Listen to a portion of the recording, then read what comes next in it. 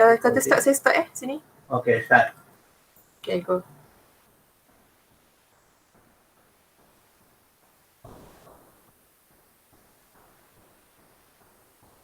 Okay.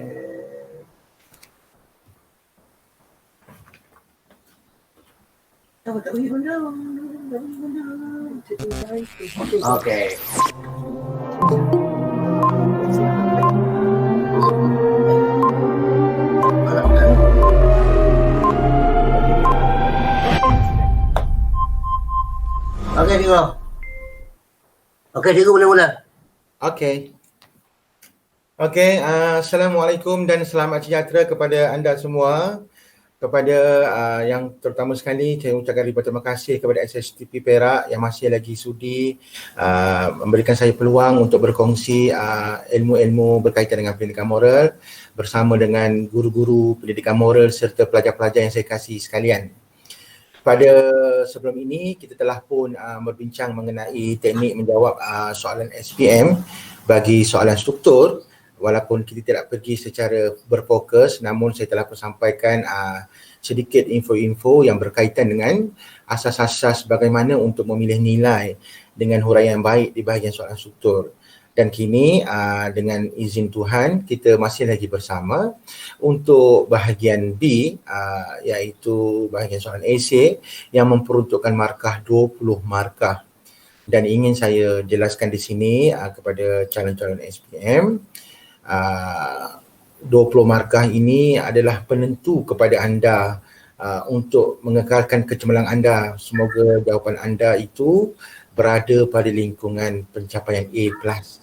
So di sini sangat penting.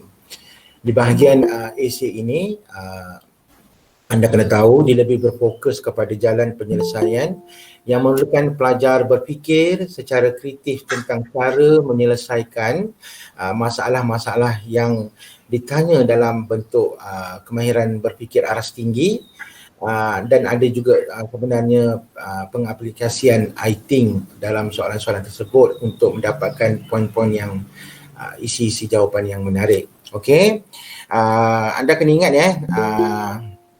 dalam esei ni persoalan dia uraian anda mestilah berdasarkan nilai-nilai murni, dan sekiranya dia tidak menyatakan sebegitu, kita masih lagi boleh menjawab soalan esei itu dengan memberikan nilai-nilai murni. Nanti kita akan go on.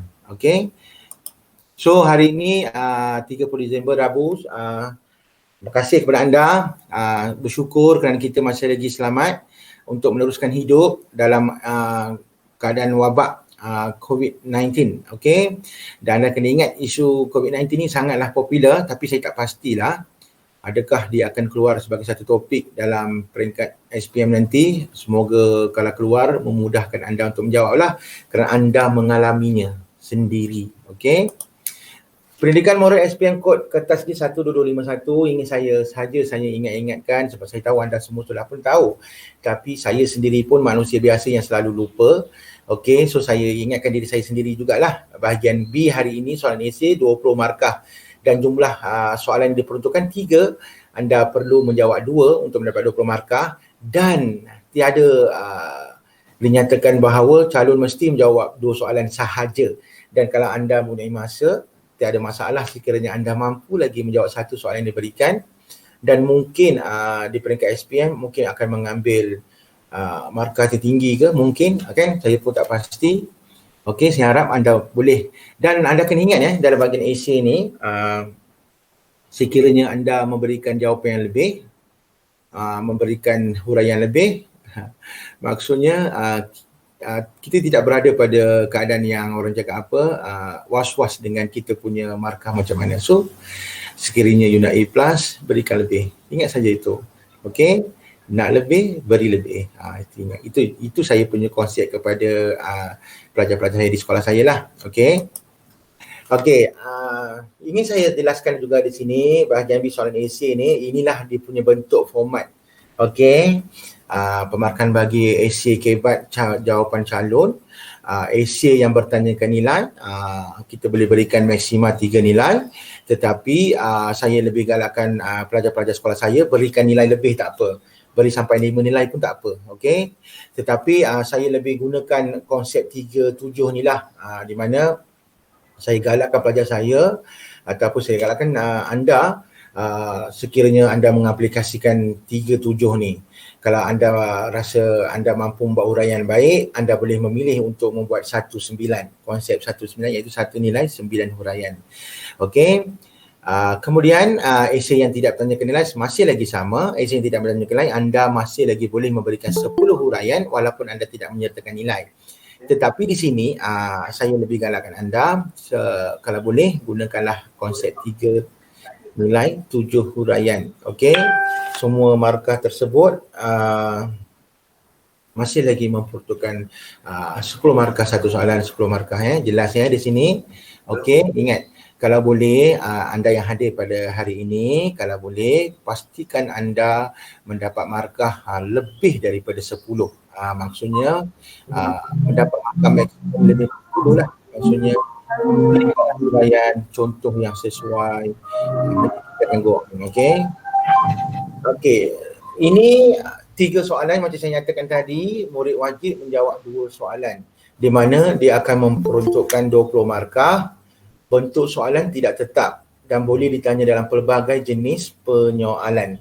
Ada esei yang meminta murid menjawab berdasarkan nilai-nilai murni dan ada juga soalan yang tidak memberi arahan untuk berdasarkan nilai-nilai murni. Okey, ingin cikgu jelaskan di sini juga kepada pelajar-pelajar cikgu, kalau bagi soalan esei ni, mungkin anda akan tanya, cikgu jenis soalan tu macam mana cikgu? Kata tugas, mungkin saya andaikan bahawa mungkin anda tak kurang jelas. So di sini kalau jenis soalan tu kita boleh tengoklah, dia akan nyatakan pada kita bincangkan, terangkan, jelaskan, huraikan, perincikan, contohnya kan. So di antaranya, tapi yang paling popular adalah bincangkan, jelaskan, huraikan lah. Okey, di mana kata tugas kalau kita bincangkan tu kita kena bagi hujah. Contoh kita bagi hujah kita berdasarkan kepada alasan-alasan. Contohnya kalau ia berkaitan dengan usaha ni berkaitan dengan kita berusaha langkah-langkah. Begitu juga dengan kesan positif atau negatif. Tapi biasanya lah kalau dalam aplikasi KBAT dekat soalan esei ni, sekiranya soalan itu kata tugas yang ditekankan tu adalah mengenai kesan positif, adalah kita digalakkan untuk menyatakan kesan positif saja dengan tidak mencampur adukkan kesan negatif dan kesan positif. Maksud cikgu kan? So maksudnya sekiranya soalan ditekankan itu kesan negatif, hanya perlu menceritakan kesan negatif sahaja dan jangan campur adukkan jawapan kerana jawapan mungkin menjadi salah kerana konsep dari segi aplikasi dia tidak betul. Okey, kemudian kalau dari segi aspek peranan, bila sebut peranan is mean ia adalah responsibility, mengenai tanggungjawab. Peranan, apa peranan kita sebagai pelajar, apa peranan seorang guru, apa peranan ibu bapa, apa peranan masyarakat, apa peranan sebagai warga negara. So semua itu berkaitan dengan tanggungjawab. Okey, kemudian pandangan berkaitan dengan pendapat, begitu juga dengan pengajaran. So itu berkaitan dengan iktibar, macam faktor-faktor. Bila sebut faktor-faktor ialah punca-punca kan. So kita kena faham dulu apa soalan itu tekankan. Jelas di sini ya. Pilihan terbaik bagi murid ialah menulis minimum 3 nilai dan boleh juga maksimum 5 nilai bagi setiap soalan esei. Soalan esei tu boleh bagi 5 nilai, tak ada masalah.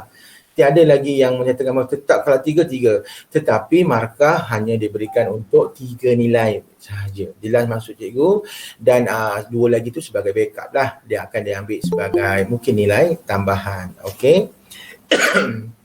Maaf. So, kemudian kerana akan membantu dalam penambahan markah jika tidak cukup isi. Yang ni bukanlah kata maksudnya mungkin kamu sebagai calon kamu akan menggunakan nilai itu dan mungkin nilai itu dalam huraian itu mungkin kamu akan mendapat idea yang lebih banyak. Itu maksudnya. Okey. Dalam huraian kamu berikanlah huraian yang lebih. Tak ada masalah. Okey. Tiada terikat lagi. Okey. Kemudian kita tengok pemarkahan bagi esei KBAT. Okey. Yang ini tadi yang cikgu jelaskan tadilah. Okey. Yang ini yang kamu tengok tadi. Yang cikgu tengah pada awal tadi. Okey. Peringatan penulisan esei. Okey. minimum tulis satu nilai. Kalau soalan yang bertanyakan nilai, minimum tulis satu nilai. Kalau tidak bertanyakan nilai, kamu terus boleh berikan huraian sebanyak 10 huraian yang dinyatakan tadi. Jelas kan? Okey. Maksimum 3 nilai dan murid digalakkan tulis 4 atau 5, tak ada masalah. Mungkin kadang-kadang kita andaikan nilai itu betul berkaitan dengan soalan, tapi mungkin nilai itu salah. So mungkin 2 nilai yang seterusnya mungkin akan backup ke kan? Dia akan backup. So saya kata, anda nak lebih, berikan lebih. Itu saja maksudnya. Okey, tak ada masalah. Okey, lebih kurang 12 minit, 13 minit, anda masih lagi boleh memberikan penulisan yang baik, saya rasa. Kalau kamu ataupun anda dapat membahagikan masa dengan baik. Okey, sangat penting bagi murid menjawab soalan mengikut kata arahan yang ditanya seperti cara, kepentingan yang cikgu jelaskan awal tadilah, kepentingan, peranan, langkah mengatasi, beri penilaian dan sebagainya. Okey, jelas ya di sini? Okey, kemudian isu perenggan.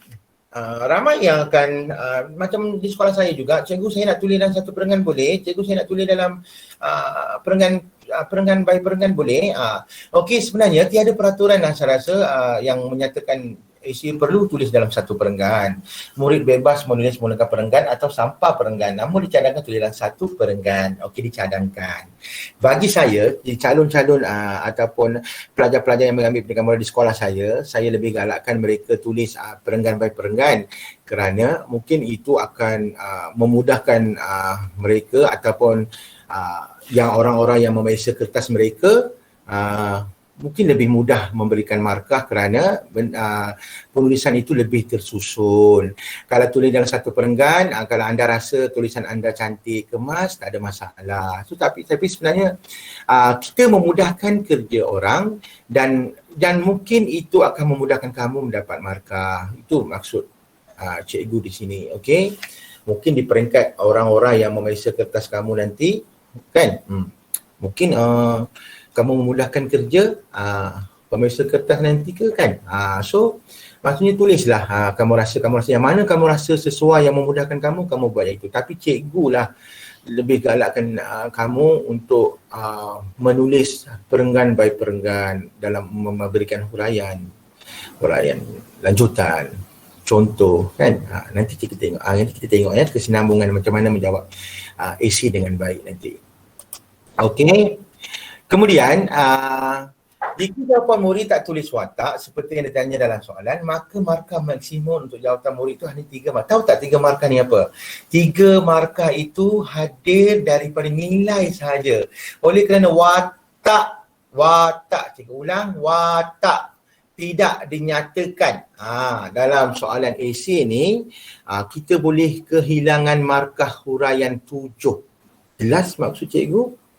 Hilang markah huraian 7 sekiranya lupa watak. So ingat ya, watak sangat penting dalam penulisan esei. Mesti mulakan tengok watak siapa, sebut. Nanti kita tengok contoh soalan-soalan yang bagaimana untuk memulakan penulisan esei yang baik. Okey. Kemudian murid boleh tulis, saya ulanglah, murid boleh tulis lebih. Kalau kamu nak lebih, kamu bagi lebih. Okey, cikgu tak perlu ulangkan lagi yang ini sebab murid boleh tulis lebih daripada 3 nilai, tetapi markah maksimum untuk nilai hanya 3 markah sahaja. Jelas ya? Okey. Kemudian, jika murid tidak menyatakan respon, ini jenis soalan yang memerlukan tindakan. Faham maksud cikgu? Setujukah? Tidak setujukah? Buat pilihan. Apakah pilihan anda? Contoh kan? Adakah kamu pilih untuk menjadi begini? Pilih yang ini? Apa pilihan? So di sini yang soalan pilihan. Maka markah masuk untuk jawapan esei hanya 9 markah saja. Faham maksud cikgu? Maksud di sini 1 campur 3 campur lagi berapa? Campur lagi 6. Maksud 1 nilai tindakan wajar, kamu nyatakan wajar atau tidak wajar untuk 1 markah. Kemudian 3 untuk soalan untuk nilai sebab maksimum 3 kan. Kemudian 6 untuk huraian. Faham maksud cikgu? Tetapi soalan-soalan begini saya rasa kalau huraian kamu paling teruk sekalipun, saya rasa kamu mungkin dah mendapat markah dengan andaian bahawa kamu telah pun menguasai, tindakan kamu telah menyatakan wajar atau tidak wajar dan mendapat 1 markah, dan memberikan nilai yang betul dan tepat mendapat 3, dan dekat situ pun sudah ada berapa 4 markah kan. So tapi takkanlah, sebab saya cuba nyatakan dekat sini sebagai penulis esei yang baik, yang tahu aplikasi kebat yang baik, kamu kena membuat sesuatu penulisan yang berfokus, memberikan sebab musabab yang baik, memberikan aplikasi yang baik dan penakulan yang baik pada soalan esei. Kamu akan mendapat markah yang baik dalam pendidikan Morenius dan kamu akan berada pada landasan A+. Okey? Anda beri lebih, anda akan dapat lebih. Itu saja pesan cikgu. Ingat, saya ulang lagi ni, anda bagi lebih, tetapi bagi lebih, tak bagi lebih, jangan lupa waktu. Ingat Okey. Kemudian semua soalan yang berbunyi anda boleh ditukarkan kepada saya dalam jawapan murid. Kita tengok jenis soalan tu bagaimana, dia nak berfokuskan watak tu siapa. Mungkin anda sebagai ibu bapa ke, anda sebagai guru ke, mungkin anda sebagai warga negara ke. So bila sebagai yang tu tak ada masalah kalau kita dia bahasakan diri kita saya pun watak tu dah sangkut paut dah. Okey. Dan kita juga masih lagi boleh convertkan ataupun kita boleh menukar, gantikan sesuatu perkataan itu dengan yang paling hampir, yang sinonim dengan perkataan yang ditekankan. Jelas maksud cikgu Contoh seperti telefon, kita ada nama lain seperti gadget, betul? Kalau kita sekolah, kita boleh letakkan sebagai institusi pendidikan. Jelas maksud cikgu? Okey.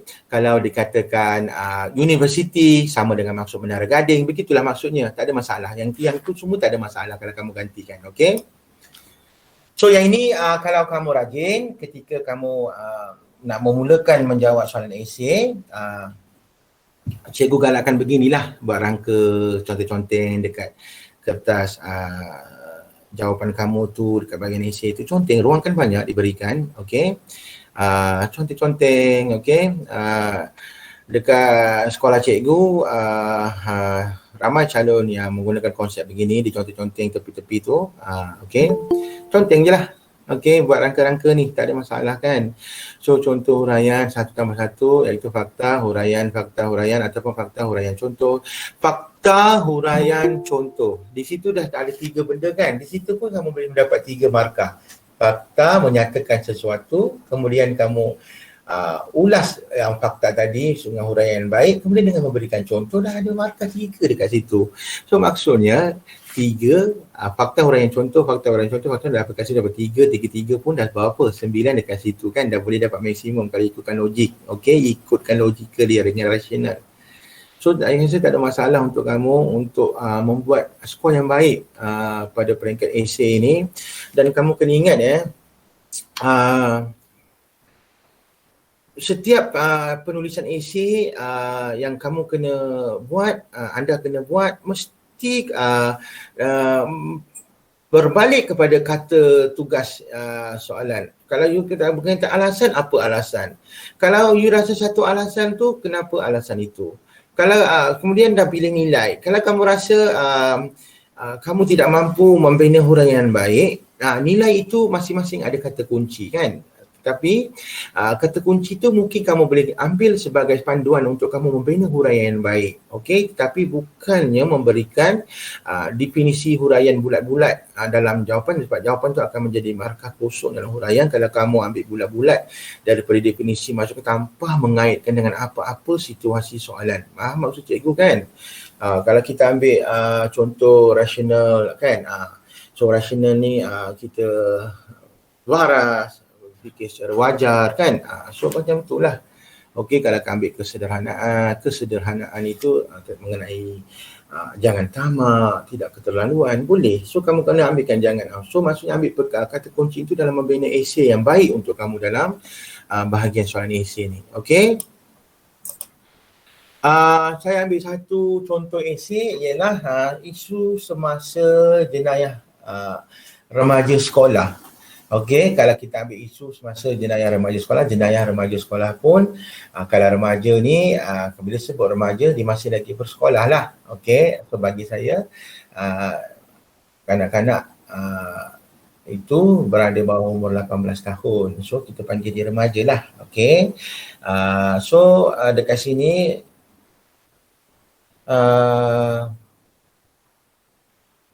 kita kena tengok kepada soalan ini, gambar sebagai satu induksi kepada kamu. Kalau dalam gambar tu ada apa-apa perkataan, apa-apa penerangan, penjelasan dekat gambar tu, jangan ambil bulat-bulat ayat yang berada pada itu, kerana jawapan kamu akan menjadi kosong. Okey, kamu tidak digalakkan mengambil ayat. Kalau kamu mampu membina ayat baik, kamu boleh ambil beberapa perkataan dari situ untuk aplikasikan dalam soalan esei kamu. Jelas maksud cikgu dekat sini.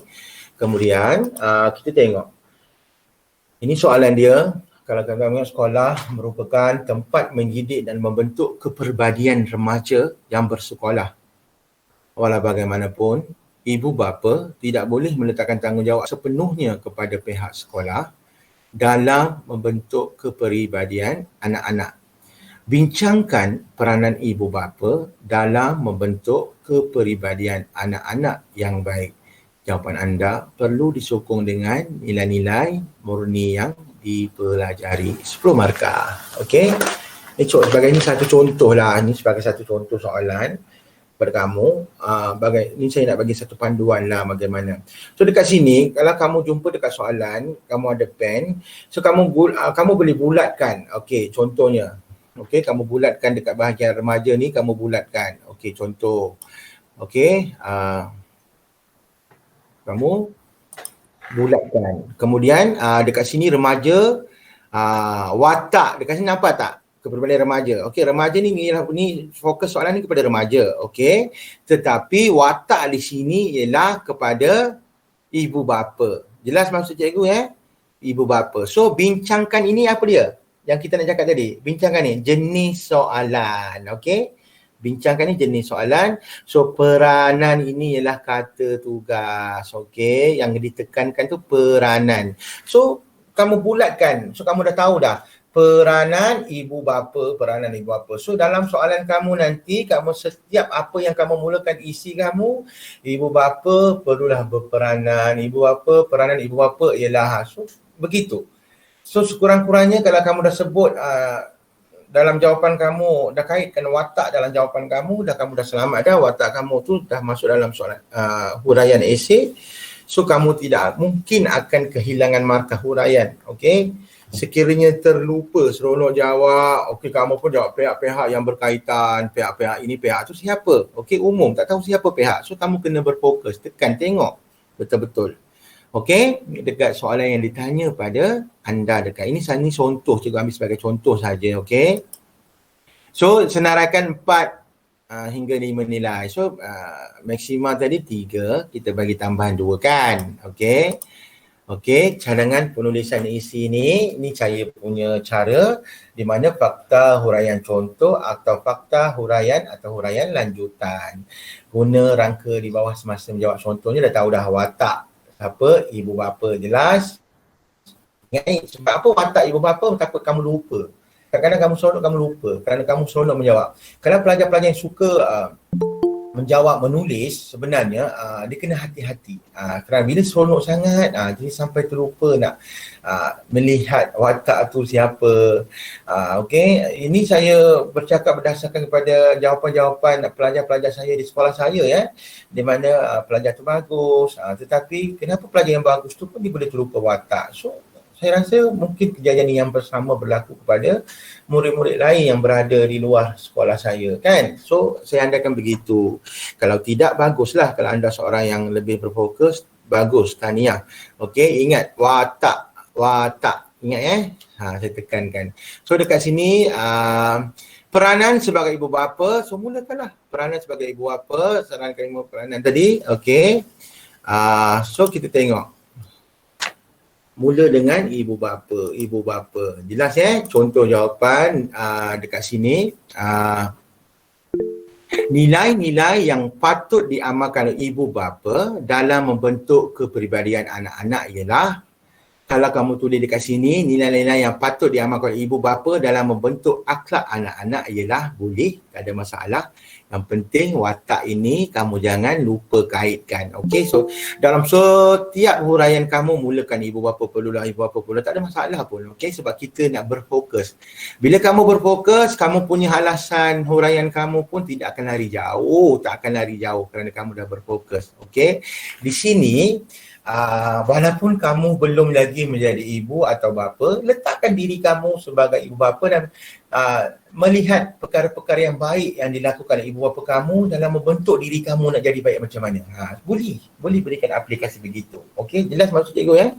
Maksudnya kita kena letakkan diri kita dalam situasi soalan. Faham maksud cikgu? Okey, sekiranya soalan itu dalam berbentuk lain, kalau dia tanya setujukah dekat sini, nanti kita tengok bentuk soalan begitu. Ada satu contoh. Okey, nilai melindungi hak kanak-kanak. Okey, kenapa nilai melindungi hak kanak-kanak? Kerana kanak-kanak ni perlukan naungan, perlu terbela. Jelas? So maksudnya nilai yang ini sebenarnya adalah topik di bawah nilai melindungi hak kanak-kanak. Okey, kemudian nilai bertanggungjawab, nilai rasional. Nilai bertanggungjawab dengan rasional sangat popular kan. So kalau soalan tu tiada trik apa-apa pada kamu batch terakhir, calon-calon yang akan ataupun murid-murid yang akan mengambil di bawah kurikulum KBSM ya, calon SPM yang terakhir yang akan mengambil di bawah KBSM. Okey, so kalau tak ada apa perubahan, maksudnya bertanggungjawab, rasional dan kesederhanaan adalah nilai paling popular yang sebenarnya kita tak rugi kalau kita ingat. Kalau tak ingat memang rugilah. Okey, so kemudian nilai kesederhanaan. So kamu tengok saya berikan 5 nilai dekat sini, tetapi markah yang diberikan mungkin markah yang diberikan kepada 3 nilai maksimum saja. Okey, andaikan semua nilai ini betul, so yang ini akan jadi nilai tambahan lah. Okey, kita tengok bagaimana pula dan penulisan esei kepada calon-calon atau murid-murid yang menjawab soalan pendidikan moral. Kita ni ada kata hubung dalam nilai moral tau. Kenapa saya suka tekankan kata hubung dalam soalan esei ni? Kerana mungkin penjelasan kita sebelum dan selepas itu berbeza. Mungkin yang sebelum tu salah dan yang selepas tu mungkin akan menjadi betul. Dan mungkin yang sebelum tu betul dan yang selepas tu pun betul dan ada markah tambahan dekat situ. Faham maksud cikgu? So, kata hubung yang cikgu maksudkan ialah penggunaannya yang itu perkataan dan. Dan ni sebagai satu jambatan yang akan membezakan sebelum dan selepas. Itu maksud cikgu. So, setiap soalan yang kamu tulis, kamu galakkan diri kamu dengan tulis perkataan dan, kerana, agar, supaya dan lain-lain perkataan yang membezakan setiap isi yang dihuraikan. Faham maksud cikgu? Agar lagi apa? Untuk, akan. So, benda-benda tu memberikan sebab musabab. Kenapa? Kalau dalam esei ni kamu mengatakan fakta begitu, kamu kena tanya diri kamu sendiri balik, mengapa? Kenapa? Bagaimana? Why? So, apa kesan? So, kamu tanya diri kamu, kalau kamu berikan fakta begitu, apa? Faham maksud cikgu? Okey. Ini contoh jawapan untuk terus kita tuliskan bahagian huraian kita. Ini cara cikgu lah. Okey. Kita tengok. Ibu bapa perlulah sentiasa memberikan nasihat kepada anak-anak. So, memberikan nasihat. Okey. Katalah kamu menulis esei kamu, ibu bapa memberikan nasihat, titik. Okey. Dekat situ kamu dah ada 1 markah. Kemudian kamu sambung pula, ibu bapa perlu sentiasa memberikan nasihat kepada anak-anak supaya, okey. Nampak tak? supaya anak-anak akan tahu perlakuan yang positif sebagai amalan hidup. Kenapa perlu berikan nasihat? Supaya apa? Kalau kamu, itu saya kata, kalau kamu menyatakan fakta begitu, mengapa? So kamu kena tanya diri kamu mengapa dan kamu berikan sebab. Jangan terlalu umum. Kamu masih lagi boleh mendapat markah, ibu bapa perlulah sentiasa memberikan nasihat titik sebab tak ada idea contoh. Tetapi alangkah ruginya setiap persoalan yang kamu nyatakan, fakta yang kamu nyatakan tapi kamu tidak menjelaskan kenapa kamu memilih itu. So kamu kena berikan. So bila kamu memberikan sebab mengapa, bagaimana, kesan begitu dalam contoh kamu, dalam huraian kamu, kamu akan dapat markah huraian tambahan yang lebih baik. Itu maksud cikgu. Beri lebih, anda akan dapat lebih. Okey? Bayar lebih, dapat lebih. Macam itulah contohnya kalau kita beli barang kan. Okey?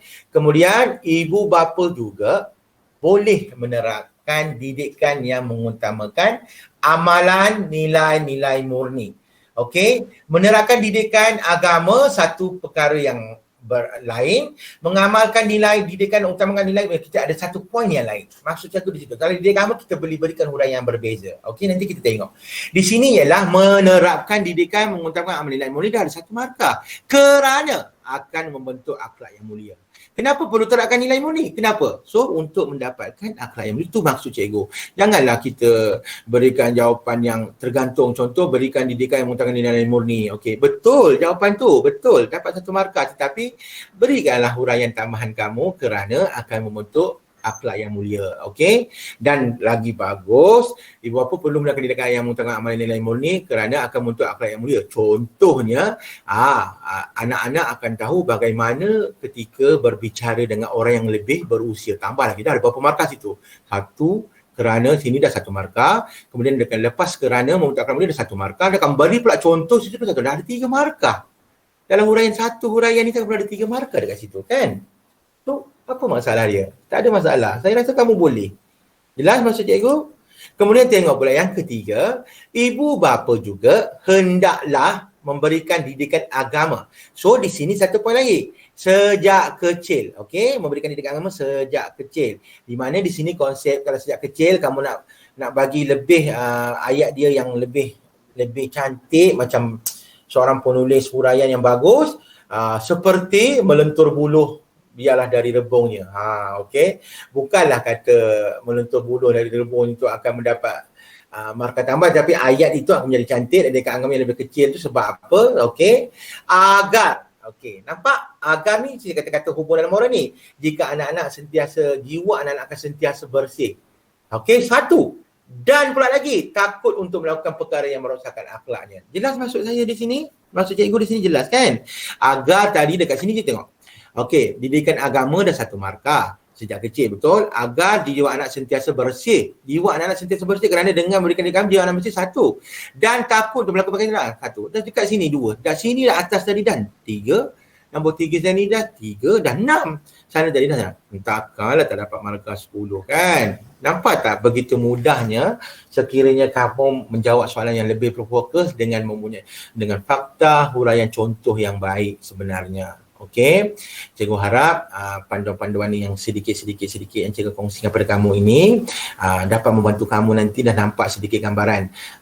Mungkin dari segi penulisan aplikasi kita berbeza, tetapi dari konsep pemarkahan dia tetap akan sama. Okey, kerana kita perlu memberikan huraian yang lebih baik dalam mendapatkan markah yang lebih baik. Itu maksud cikgu. Sebab AC ni ialah macam cikgu cakap tadi, ialah bentuk aplikasi penakulan kepada semua aspek nilai moral tadi, yang domain moral tadi. Penakulan domain moral tahu kan? Yang penakulan terhadap penakulan moral, penakulan emosi, penakulan perlakuan kan? So di situ saja kamu nampak lah. Di situ yang cikgu kata kalau kamu bagi fakta, penakulan moral, katalah penakulan moral tu kognitif, kamu bagi tahu fakta, betul? Dari segi emosi apa yang kamu dapat? Kemudian dari segi contohnya apa dari segi perlakuan. Itu kamu boleh kaitkan di situ. Itu pun salah satu cara untuk memastikan esei kamu lebih baik. Gunakan setiap isu ataupun poin-poin yang kamu nak nyatakan, fakta yang kamu nyatakan itu, kamu relatekan dengan domain moral. Tak ada masalah untuk memastikan kamu berada pada landasan yang betul. Okey? Tidak lari. Kemudian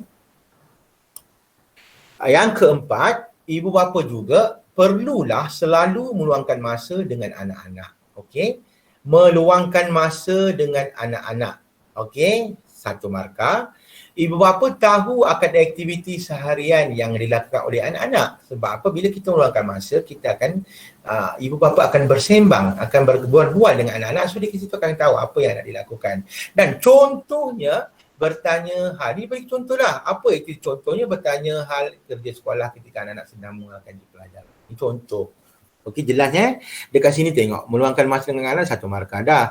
Dia akan tahu kena kalau luangkan masa apa akan dapat. So akan tahu aktiviti anak dah satu markah. Beri contoh pula dah satu markah. Nampak tak dekat sini? Dekat sini andaikan tadi kamu dapat 2, 3. Dekat sini saja dah markah penuh. Jelas tak? Tak campur lagi dengan nilai yang betul tadi. Tak campur lagi dengan soalan-soalan yang perlukan jawapan tindakan tadi yang wajar, setuju atau tidak setuju. Jelas maksud cikgu? Rugi kan? So kalau anda melepaskan peluang yang baik untuk mendapatkan 10 markah penuh di sini, okey, pastikan anda berada pada peringkat A+. Okey. Kemudian yang kelima, ibu bapa juga perlu mengetahui dan memahami masalah anak-anak. Okey. Kenapa? Kenapa pula ibu bapa perlu mengetahui? Di sini point peranan ibu bapa mengetahui, memahami masalah anak satu markah. Kerana kata hubung moral, anak-anak akan merasa diri mereka diberikan perhatian. Betul? Sebab bila kita memahami masalah anak-anak akan menjadikan kita sebagai apa? Contohnya, anak-anak akan menjadikan ibu bapa sebagai rujukan untuk sebarang masalah yang dihadapi. Jelas? So dekat sini kita nyatakan peranan saja. Okey, apa dengan apa yang peranan ibu bapa ni, apa yang anak-anak dapat dan apa seterusnya yang berlaku. Itu maksudnya. Ini cikgu berikan 5 contoh sajalah sebenarnya. Ada lagi poin-poin yang meluangkan masa, peranan ibu bapa menghargai anak pada waktu hari lahir. Boleh, semua tu boleh. Itu bergantung kepada anda. Ini contoh 5 isi je cikgu pilih. So kamu boleh jaga anak-anak berkongsi hari istimewa mereka, hari lahir dengan ibu bapa dan ibu bapa menyambut hari lahir. Dan kalau kita yang mampu kepada, kamu boleh menjawab ibu bapa yang mampu dan mempunyai ekonomi yang kukuh boleh membawa anak-anak pergi bercuti. So peranan kan bercuti. So bila bercuti, anak-anak akan rasa gembira. So apa yang dibuat, aktiviti sukan ke, boleh je kamu olah-olah benda tu pada landasan yang betul. Sebab semua tu berkaitan dengan peranan ibu bapa. Jelas ya, peranan ibu bapa. Okey, kita tengok seterusnya. Cadangan ulasan perusahaan AC ini saya punya pendapat. Okey. Dan ini juga telah saya bincang dengan rakan-rakan guru-guru moral yang hebat dekat Perak ni, ramai, okey, yang kami selalu berbincang lah, okey. So mereka selalu menekankan bahawa penulisan yang baik perlu memahami jenis soalan dan kata tugas yang difokuskan. Okey, faham maksud cikgu kan? So kalau menulis esei, kamu kena tengok jenis soalan dia apa, kemudian kata tugas yang difokuskan, agar kita orang tanya peranan, kamu pergi jawab punca. Orang tanya tentang usaha-usaha, kamu pergi jawab tentang tanggungjawab. Dan itu sebabnya dalam moral ni, nak memastikan huraian kita berada pada landasan yang betul, kita kena faham jenis soalan dan kata tugas. Okey, jika soalan meminta menyatakan huraian berdasarkan nilai murni, calon dalam jawab berdasarkan nilai murni. Jelas? Kalau dia tak nyatakan apa-apa, kalau jawab menggunakan nilai murni pun boleh, kalau berikan 10 huraian pun boleh. So kena faham. Faham ya? Sekiranya watak salah, ingat sekiranya watak salah, semua jawapan calon untuk huraian itu akan menjadi salah dan hanya mendapat markah untuk nilai sahaja. Sayangkan, so hati-hati. Okey, watak tu hati-hati. Sebagai contoh, soalan peranan ibu bapa tadi, kita tahu jenis soalan ni ialah bincangkan dan kata tugas ni ialah peranan. Okey, fokus soalan kepada kepribadian mulia anak-anak. So bincangkan peranan. Kalau peranan ibu bapa begitu, apa kesannya dari aspek peribadi? So apa kebaikan pada anak?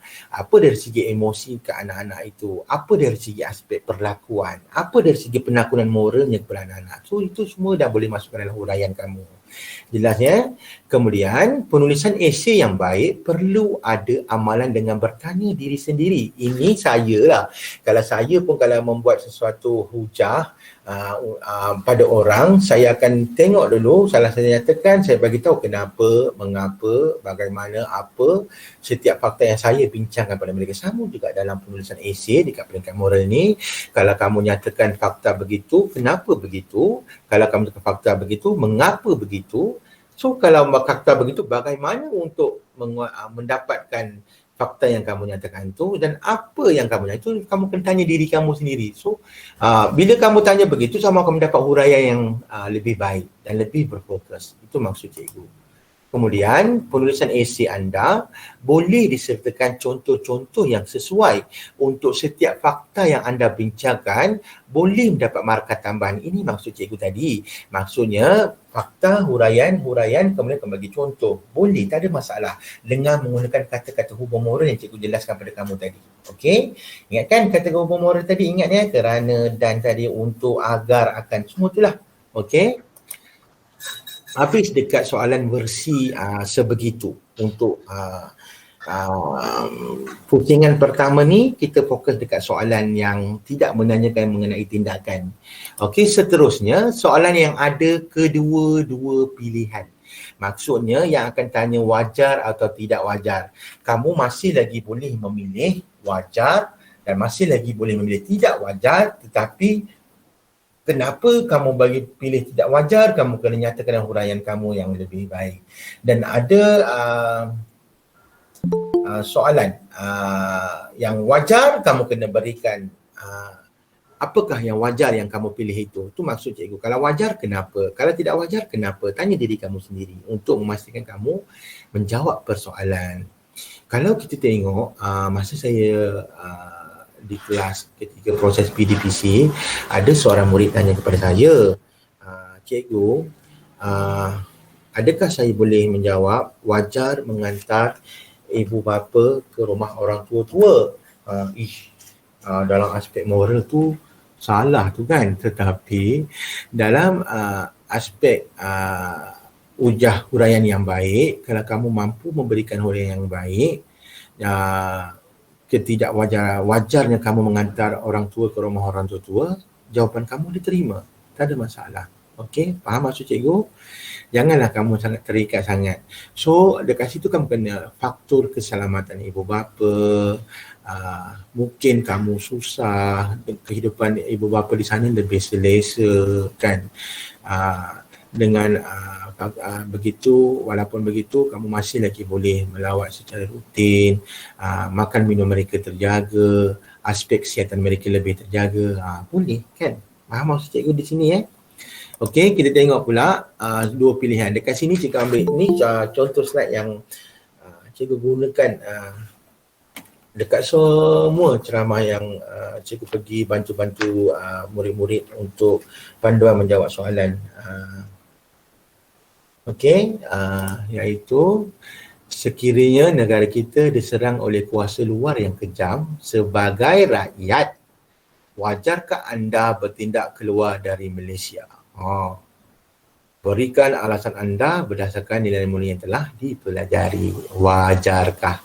So dekat sini ingat di sini apabila katalah ada masalah dari segi tiba-tiba kamu kena something wrong, something wrong dekat otak, wajarkah ini, kamu hanya mampu jawab wajarkah atau tidak wajar pun ada satu markah kat situ kan. So jawablah, mesti kena jawab, rugi satu markah dengan satu perkataan. Wajar atau tidak wajar, jawab dahulu, kemudian kita pilih. Okey, saya beri contoh sekiranya wajar keluar dari negara.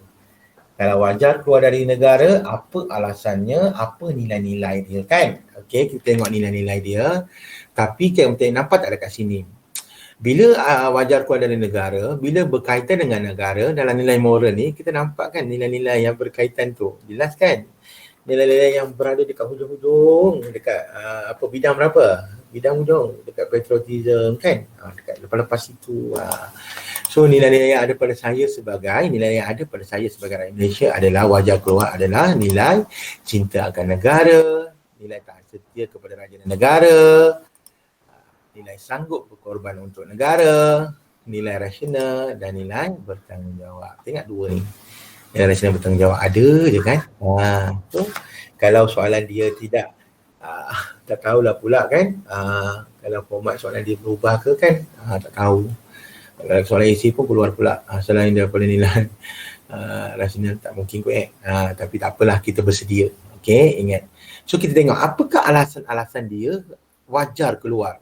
Bila negara tengah berperang tapi kita wajar keluar. Kita keluar negara. Sebab apa? So yang ini ialah aplikasi kebat tau, dengan mengandaikan diri kamu mampu untuk menyelamatkan negara. Maksud cikgu, kamu mampu menyelamatkan negara, kamu berikan alasan-alasan ataupun huraian-huraian yang berkaitan. So kita tengok jawapan 1, wajar keluar dari negara. Kenapa Okey, alasan penerangan dia mendapat bantuan daripada negara lain yang lebih kuat. So kita pergi minta bantuan. Okey. Ingat memandangkan kamu mampu, dekat sini kamu mampu. Jelas? Okey, yang kedua itu meminta negara-negara yang ada hubungan diplomatik dengan kita menghulurkan bantuan senjata. Boleh, okey, tapi tentera mereka tak boleh campur dalam peperangan negara kita. Ingat bantuan maksudnya meminta bantuan. Okey, hubungan diplomatik boleh menghulurkan bantuan senjata. Boleh Kemudian mencari kuasa-kuasa besar atau pertubuhan antarabangsa menggunakan kuasa mereka menyuruh pihak musuh memberhentikan tindakan yang kejam dan tidak keperimanusiaan itu. Okey, jelas dekat sini. Yang ini macam biasanya lah soalan-soalan begini jarang menarik minat pelajar-pelajar untuk menjawab. Dekat soalan saya pun sama juga. Kalau berkaitan dengan negara ni kan dia kena ingat banyak-banyak. Dia kena ingat pertubuhan antarabangsa. So mereka biasanya skip. Tapi anda janganlah anda pelajar yang baik, so ambil tahu semua benda sebagai backup. Okey.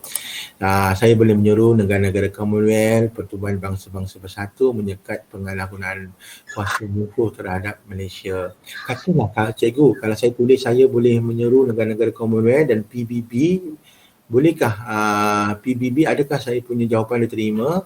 Diterima. Okey, PBB tu adalah satu akronim yang sangat popular. Kalau sebut PBB orang tahu dah apa dia. Okey, kalau sebut NAM dah tahu dah. Kalau sebut Zulfan dah tahu dah. Tak ada masalah. Sama juga macam yang JKN, JAS, Alam Sekitar, semua tu boleh. Akronim yang popular boleh digunakan pakai, jangan risau. Tidak ada pemotongan markah. Okey, mencari bantuan daripada masyarakat sedunia dalam keperluan asas. Okey, saya kata kamu mampu kan. So bila kamu mampu, kamu minta keperluan asas seperti makanan, minuman dekat negara lain untuk bantu kita kan. Kita kan ada Mercy kan yang bencana alam yang popular kan. Saya akan menubuhkan badan kecemasan bantuan peperangan untuk meminta rakyat sedunia menerima barangan seperti makanan, minuman, ubat-ubatan kepada rakyat Malaysia yang sedang sengsara.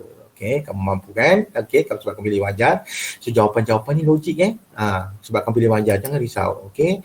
Saya akan meminta Mahkamah Antarabangsa menjatuhkan hukuman kepada musuh Malaysia yang kejam. Yang ini satu benda yang lebih rigid sikit lah, tetapi dari segi logik boleh diterima pakai. Saya akan minta Mahkamah Antarabangsa menjatuhkan hukuman kepada musuh Malaysia yang kejam. Maksudnya melibatkan perundingan yang melibatkan justifikasi yang lebih besar lah. Okey. So kemudian yang keenam, saya akan sedaya upaya mendapatkan sokongan moral untuk rakyat Malaysia dalam usaha memperjuangkan kedaulatan kita. Okey, jelas Ini kalau memilih jawapan wajar. Okey. Kemudian sekiranya pula jawapan tidak wajar keluar dari negara. So dekat tadi wajar dah satu, dekat huraian contoh-contoh tadi pun dekat situ dah kamu dah dapat markah full dah.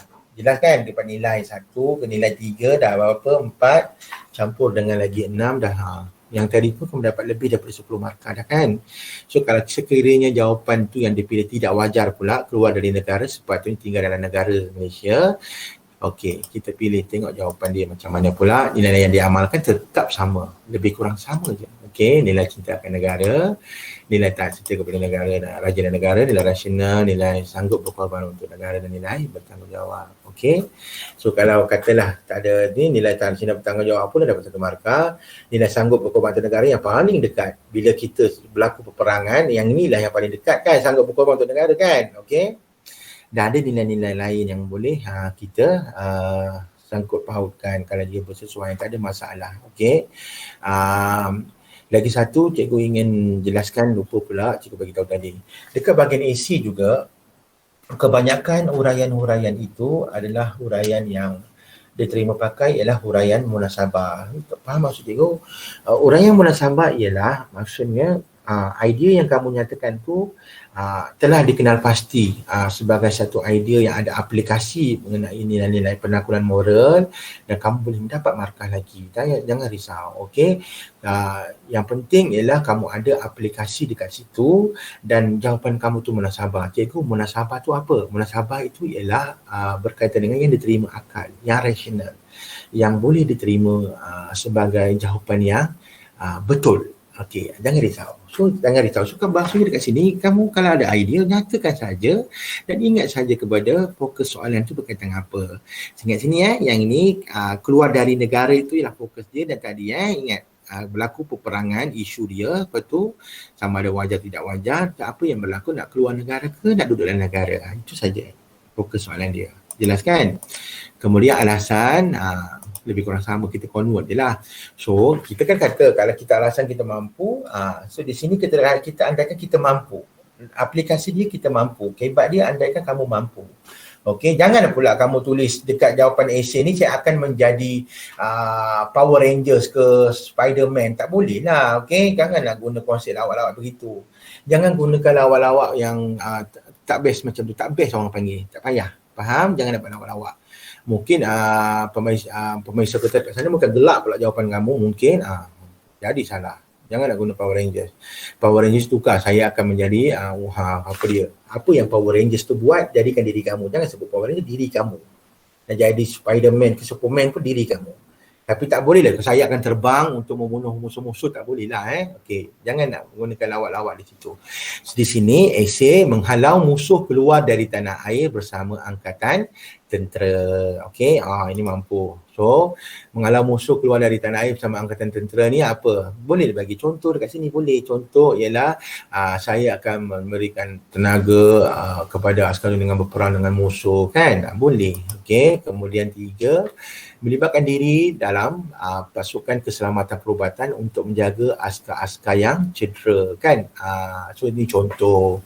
Okey, logik kan? Andaikan kita berada dalam, andaikan. So ini kan bila bersebut di antara negara ni, bila berkaitan dengan peperangan, kamu boleh letak diri kamu dengan cerita-cerita peperangan yang kamu tengok. Betul tak? Apa yang berlaku? Perkara positif, apa yang mereka perjuangkan, mempertahankan kubu, yang kamu nampak ramainya mangsa yang cedera dan watak-watak dalam filem itu yang membantu orang-orang yang cedera, bagaimana mereka menyelamatkan diri daripada keadaan situasi yang sedang dibom, kan? So di sini itu saya kata aplikasi yang memerlukan imajinasi yang logik.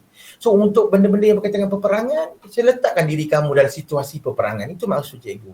So kalau kamu rasa cikgu saya tak pernah merasa benda tu, kamu kan pernah tengok filem macam-macam kan? So tengoklah. Paling popular Bukit Kepong, bagaimana berlaku. Contoh, kamu tengok je, aplikasikan dalam situasi. Kalau tak nak keluar dari negara, kamu tengok contoh Bukit Kepong, kan?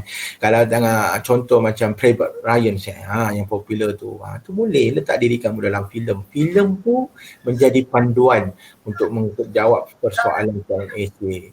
Begitu juga dengan isu-isu yang berkaitan dengan alam sekitar, isu yang berkaitan dengan alam sekitar. Kamu tengoklah apa yang berlaku dekat filem-filem, contoh dokumentari, kan boleh. Okey, contohnya kalau laut, kamu tengok kenapa matinya burung-burung bangau tu sebab apa, dengan laut tercemar, tumpahan minyak, kan?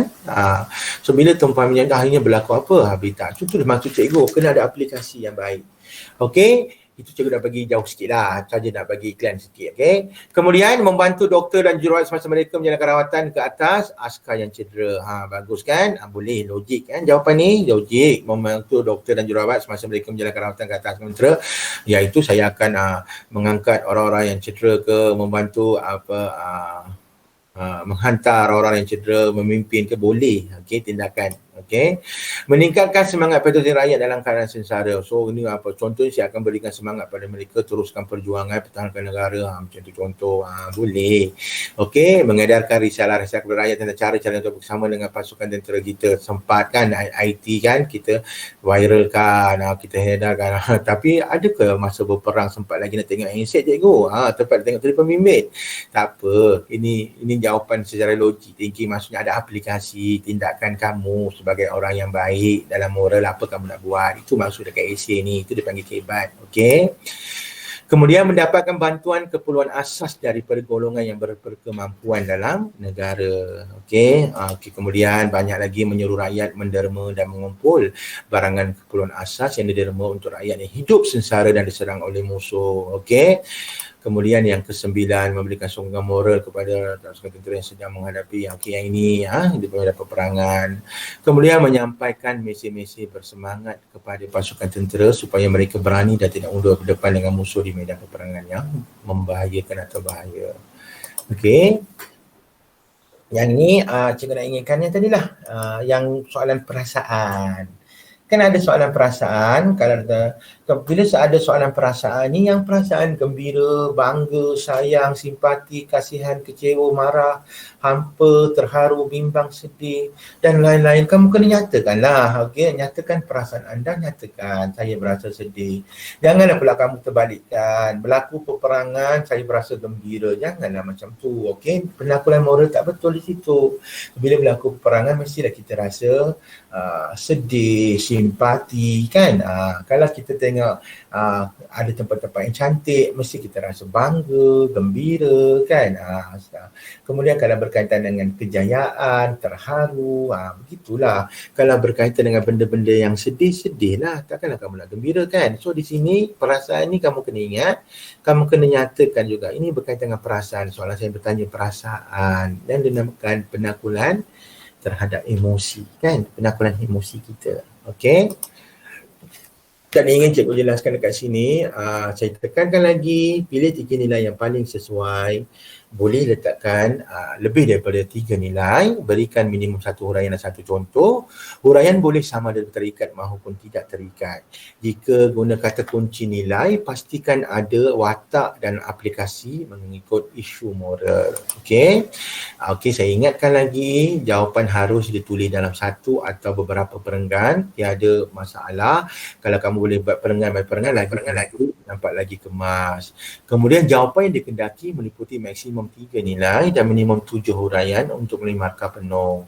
Calon boleh menulis nilai 3 nilai maksimum dan lebih tak apa. Okey. Huraian dan contoh akan diberikan markah. Ingat, contoh-contoh yang berbeza akan diberikan markah. Dan saya merahkan ini, watak sangat penting kalau kamu nak pastikan huraian kamu diterima. Ingat. Okey. Okey, huraian mestilah perbuatan yang menunjukkan amalan nilai tersebut. Ni maksud juga tadi. Maksudnya kalau kamu pilih nilai itu mengenai aplikasi amalan nilai tersebut. Ikan jelas ya. Jangan nampak mudah benda tu, kamu nak buat kelakar pula dekat situ, tak boleh. Jangan main-main. Okey, dekat essay ni penentu kepada kamu berada pada A+ atau tidak. Kalau boleh, cikgu nak seluruh calon-calon SPM pada tahun ini atau yang akan mengambil paper kepada kamu untuk KBSM ini, semua orang dapat A+. Buat rekod. Boleh. Pastikan menguasai bahagian essay ni. Semua jawapan mesti ditulis dalam ruang yang disediakan. Okey, ruang yang disediakan. Kalau tak cukup pun boleh buat garisan sendiri. Tambah je kalau rajin sangat. Ada masa buat, tak ada masalah. Beri lebih, anda akan dapat lebih. Beri lebih, jangan lupa watak kerana anda akan kehilangan markah. Macam rakan saya, Cikgu Murugan, yang dekat mungkin kenal, ataupun Cikgu Kodun selalu mari kita saya make it simple, direct to the point. Begitu juga rakan-rakan saya yang lain. Okay, ramai dekat sini yang guru-guru hebat moral sebenarnya. Tapi saya hanya berkongsi apa yang saya tahu dan saya telah bincangkan dengan mereka lah. Saya bukannya pandai-pandai saya ya. Sebenarnya maklumat mereka saya kongsi dengan anda. Okey, habis bahagian essay kita pada hari ini. Sekarang ini kita akan membuka sesi jawab. Tetapi yang ini anda boleh snap lah. Kalau anda nak tanya apa-apa secara personal, apa ke kan, personal lah message dengan saya until 10 o'clock. After that saya tak layan. Okay? Sebelum pukul 10 lah. Okay, apa-apa email kat saya ke apa-apa ke Kalau nak slide ini, email kat saya, minta request. Ni nombor telefon saya ada, okay? Sampai di sini sahaja untuk bahagian esei. Saya buka untuk sesi soal jawab seterusnya. Okay, kalau ada soalan. Cikgu, nak tanya cikgu. Boleh, silakan. Okey cikgu, kalau saya letak tidak wajar, can I write negative, if let's say for tidak wajar, dia kena tulis positif ke atau negatif cikgu? Okey, Mano, tengok dekat soalan. Okey, soalan tadi yang berkata adakah anda, kita tengok balik, kalau contoh, kita tengok soalan dia. Kalau ditanya tentang negatif, apakah kesannya? Contoh, okey dekat sini, apakah soalan dia ditanya dekat sini kita tengok. Okey, dekat sini. Sekiranya negara kita diserang oleh kuasa luar yang kejam, sebagai rakyat, wajarkah anda bertindak keluar dari Malaysia? Berikan alasan anda berdasarkan nilai.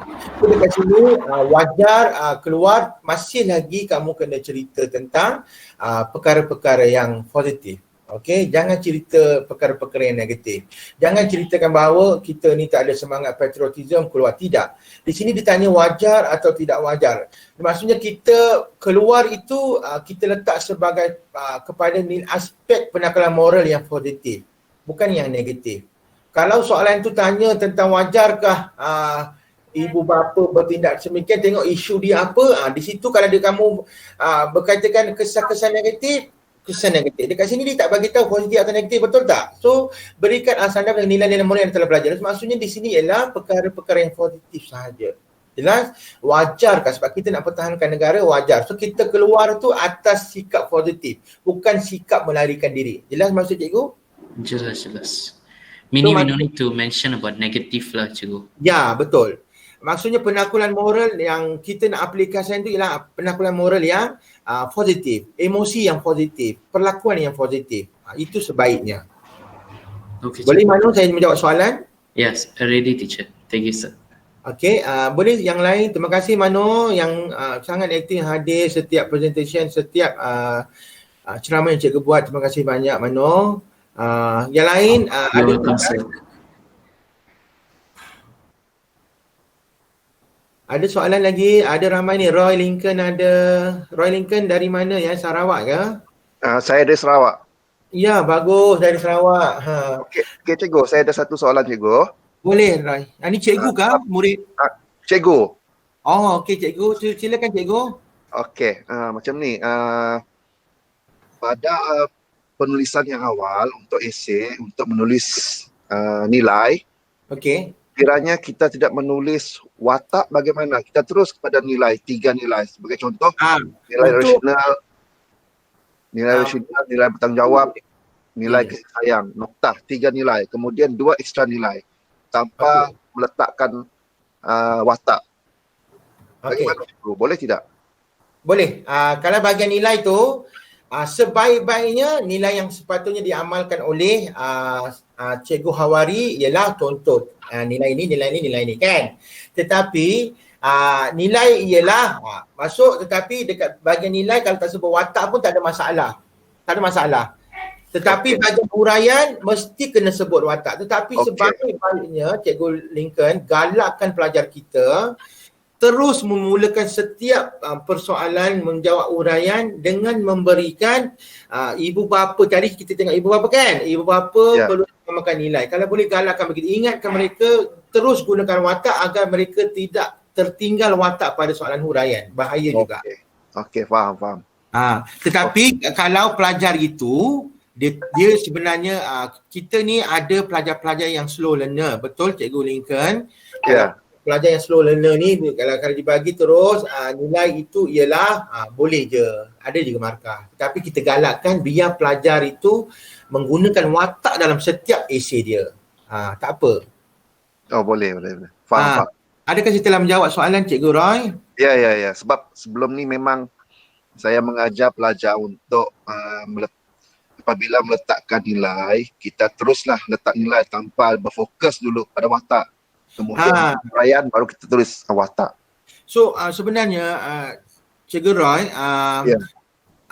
sebab ada tahun bila saya tengok keputusan murid-murid saya pada moral tu, walaupun dia saya aplikasikan begitu, masih keputusannya baik, tapi saya tak tahulah adakah keputusan dia pada ketika itu dipengaruhi oleh soalan struktur atau esei, sebab saya tak tahu.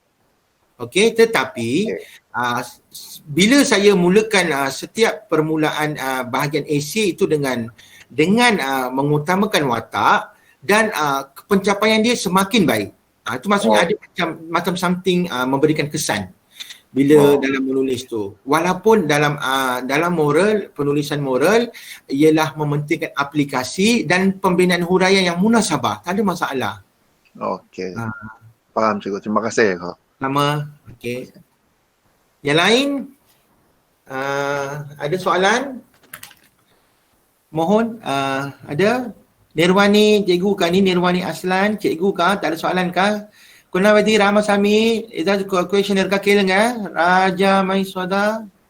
Good morning. Any question?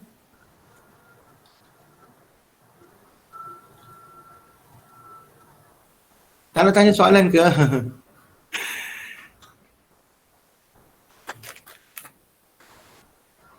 Tak ada soalan ke? Kalau tak ada soalan, cikgu nak tanya kamu soalan, boleh?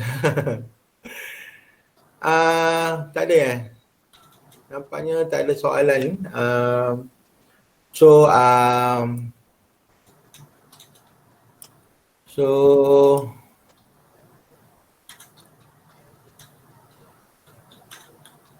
you can still can see my slide. Anyone can respond? Kan cikgu? Boleh. Okey, kepada calon-calon semua, kepada cikgu-cikgu semua, kalau cikgu kalau boleh dekat bahagian esei ni cikgu galakkanlah kalau boleh utamakan watak, sebab kalau bagi saya watak tu penting. Dalam penulisan nilai macam Cikgu Roy tanya tadi, tak ada masalah sekiranya kalau nilai itu ditulis tanpa watak, sebab yang penting yang dalam huraian tu mesti kena sebut watak. Okey, kalau boleh. Kerana kenapa kita mengutamakan watak dekat esei? Kerana kita nak pastikan pelajar tu sentiasa tahu fokus soalan tu dan pada siapa sebenarnya benda tu atau perkara itu dibincangkan. Sebab kita penakulan moral pada soalan esei ni kadang-kadang dia berbeza pada orang. So kita kena ingat situasi dia. Itu maksud saya.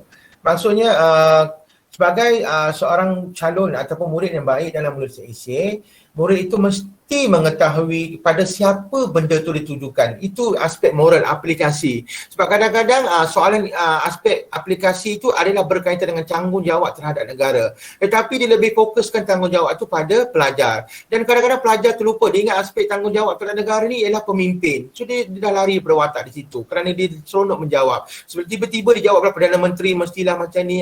So dia dah lari daripada fokus soalan. That's why kalau boleh tekankan penggunaan watak tu dalam penulisan awal. Watak sebagai rakyat, saya perlulah mengamalkan nilai apa. Sebagai ibu bapa, perlulah mengamalkan nilai. Peranan ibu bapa dalam mengamalkan nilai. So begitu.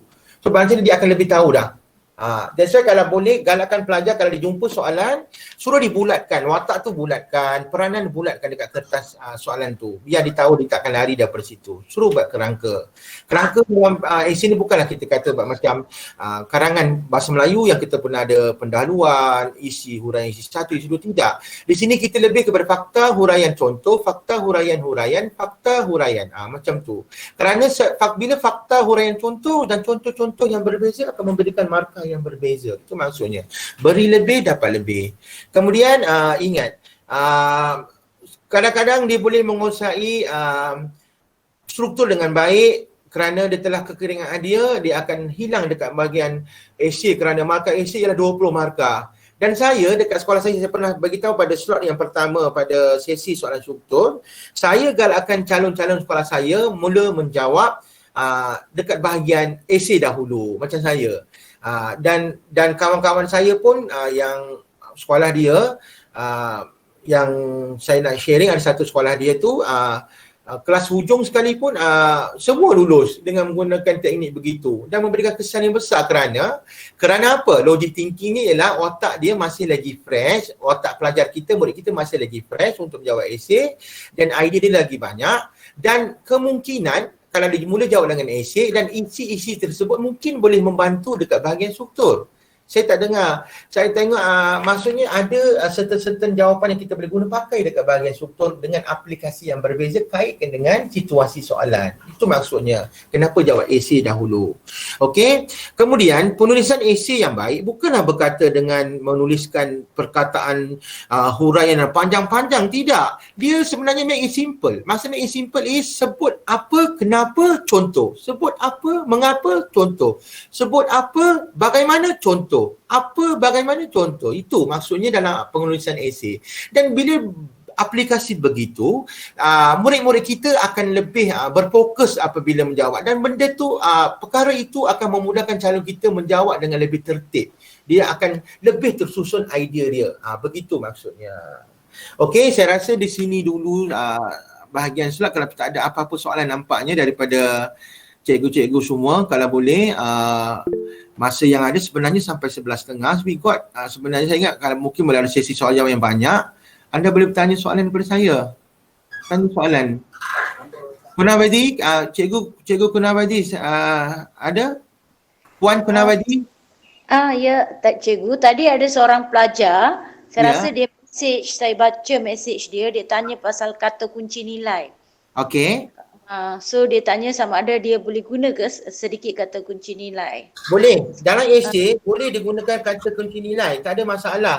Sebab apa saya kata begitu? Sagi calon kalau jawapan huraian esei yang baik, okey, dekat sini saya ada contoh-contoh dia lah. Okey, contoh kita ambil lah kepada satu contoh dekat sini, amanah. Amanah ialah kepercayaan orang lain. Dia boleh ambil menimbulkan kepercayaan siapa. Orang lain tu gantikan dengan watak tu siapa. Menimbulkan kepercayaan ibu bapa untuk apa. So ada direction yang lebih baik. Kalau dia boleh guna kata kunci, ingat kata kunci. Tetapi kalau dia tak ingat kata kunci sekalipun, kalau dia tanya amanah yang berkaitan dengan kejujuran contohnya. So kaitkan dengan aspek kejujuran dekat dia punya soalan. Kalau kita tengok dari segi rasional ialah berfikir secara wajar. Maksudnya pelajar tu memberikan jawapan, kaitkan sebagai seorang pelajar saya mestilah wajar membantu. Sebagai seorang pelajar saya mestilah wajar mengikut peraturan. Boleh, tak ada masalah. Yang penting ialah ada aplikasi. Tetapi ingatkan kepada calon, jangan sesekali cuba mengambil ayat orang kata apa daripada pernyataan soalan. Bahaya. Kadang-kadang dia nak bagi panjang jawapan dia ambil pernyataan daripada soalan yang diberikan dan mengambil bulat-bulat dan mengibatkan huraian dia menjadi kosong, huraian dia tidak diterima. Begitu. Okey? Terima kasih cikgu. Boleh cikgu Puan Kunawati dari mana? Saya dari SMK St. George, Taiping. Oh, Taiping, St. George. Okay. Everything okay dekat Taiping sekarang Okay. So far okay. So far okay lah. Take care yourself. Thank you for joining me today. Roman and Rick. Thank you sir. Thank you very much. Ini Madi Wanan. Ni Madi Wanan yang tanya tanpa kata kunci. Tak apa. Tanpa kata kunci aplikasi sebab esei ialah aplikasi kehebat. Kalau kata kunci tu untuk direction jawapan Madi Wanan. Boleh, tak ada masalah. Okey, jangan risau. Kalau you boleh ingat kata kunci, ingatlah. Tak ada masalah untuk menjawab. Lenisha ada soalan? Lenisha tak ada. Cik Long, any question? We still got remaining 10 minutes. Any question? Esther, any question?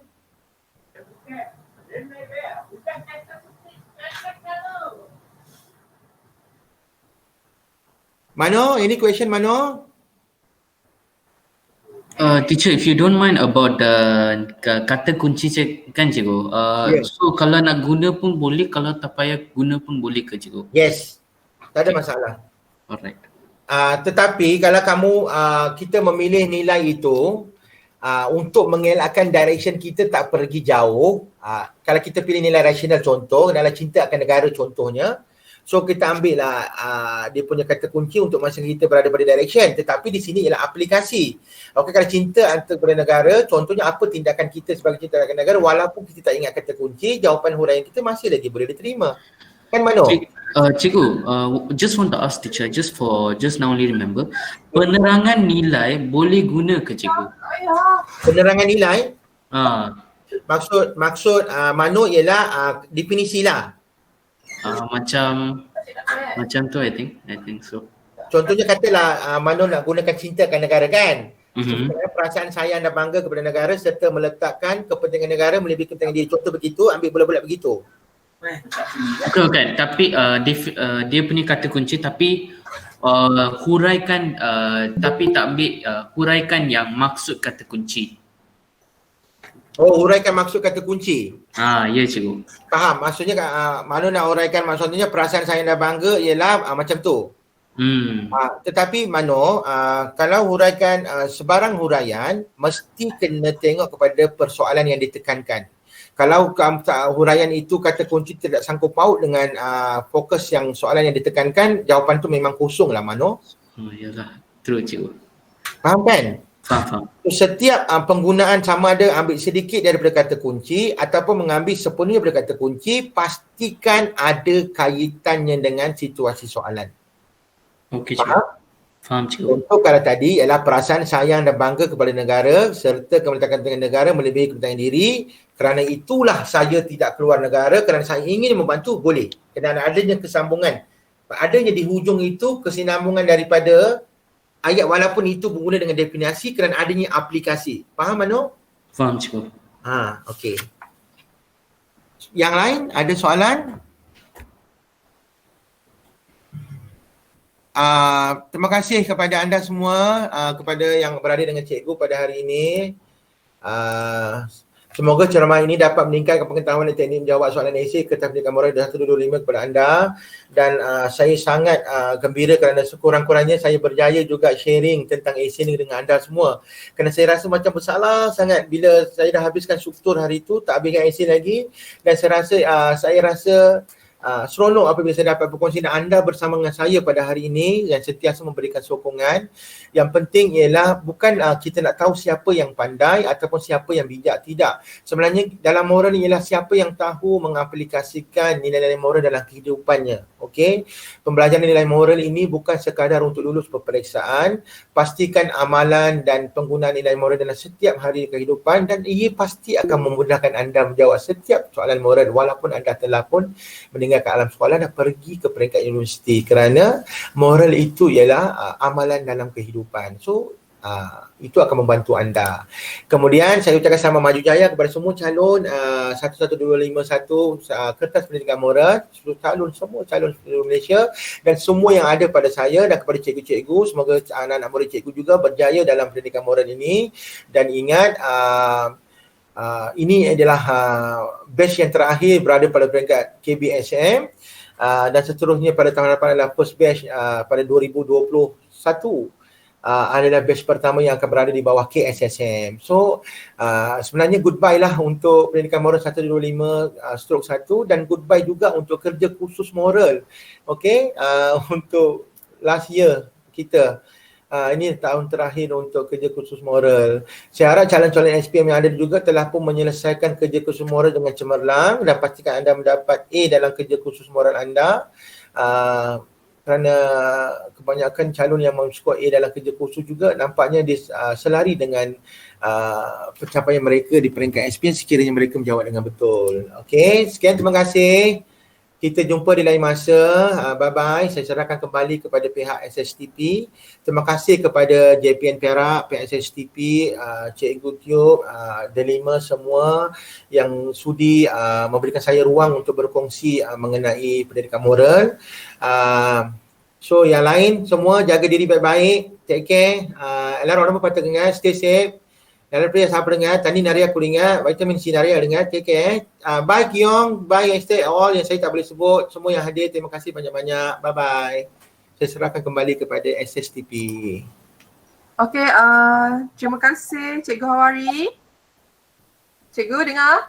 Dengar. Okey, terima kasih Cikgu Hawari atas perkongsian tadi. Kejap saya stop.